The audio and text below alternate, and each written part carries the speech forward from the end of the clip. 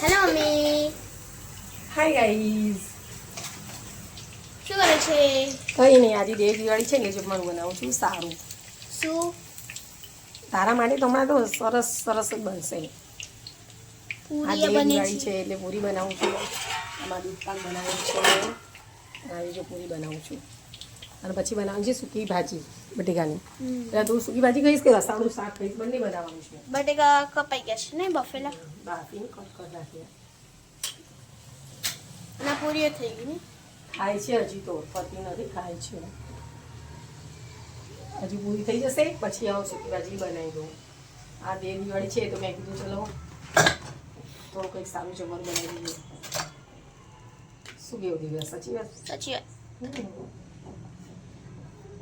એક બાજુ પૂરી વણતી જઉં છું ને એક બાજુ તળતી જઉં છું.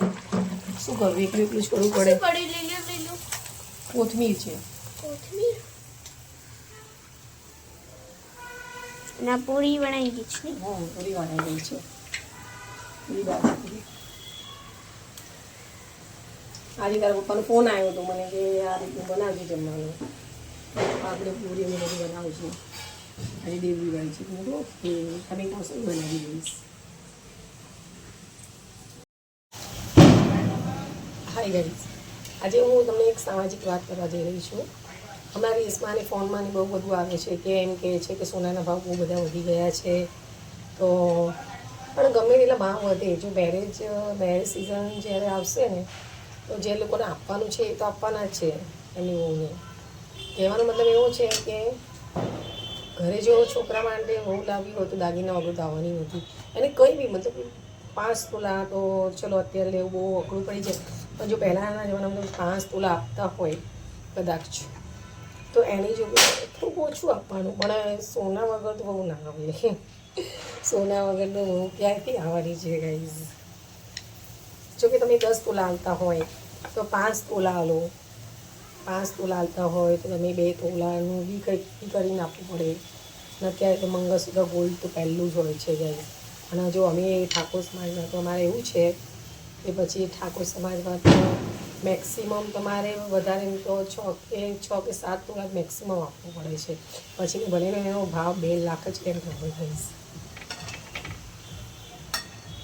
અમારા ઠાકોર સમાજમાં તો છોકરાઓ પરણાવે એટલે બહુ અઘરી વાત છે. અત્યારે તો નવું ટ્રેન્ડ ચાલુ છે, પાછું જમીન પણ જોઈએ. ભલે એની છોકરી ખેતી કરવા માટે ના જાય પણ જમીન પહેલાં માગશે. કેટલા વીઘા જમીન છે તમારી? અરે અમદાવાદમાં જમીન ક્યાંથી હોય? બાય ચાન્સ ચલો હોય પણ ખરી કે હોયને ના બી હોય, કોઈ નોકરિયાત પણ હોય. અત્યારે તો ટ્રેન્ડ થઈ ગયું છે. પોતાના અમદાવાદમાં ઘરના બી ફાંફા હોય અને છોકરી માટે જમીનો માગશે. ક્યાં મેળ પડવાનું છે ગાઈઝ? હા, પણ જ્યારે સોનાની વાત આવી તો જો મારે બી જ્યારે મેરેજ થયા હતા મારી સાસુમાએ મને 5 તોલા સોનું ચડાવી દીધું. તે ટાઈમે 2001ની વાત કરું છું. આજે 2003ની વાત કરું છું. ત્યારે મને 5 કે 6 તોલા ચડાવી દીધું સોનું. તો જ્યારે મારે બી મારી વહુ લાવી હશે તો મારે બી એના કરતી થોડુંક વધારે કંઈ કરવું પડશે ને.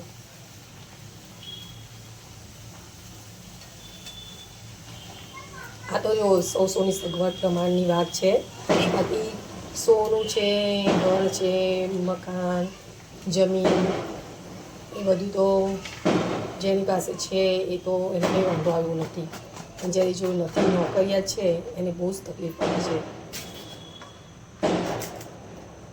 બિઝનેસ કરતાં અને કંઈ ફરક ના પડે. પટેલ છે, ભણ્યા છે બધાને, જે બિચારા નોકરિયાત કરે છે 15-20 હજારમાં કે ચલો માની લો 50,000 બી સેલેરી હોય તો બી કરીને બી કેટલું કરે. અત્યારે મોંઘવારી તો જુઓ કેટલી છે ગાઈઝ.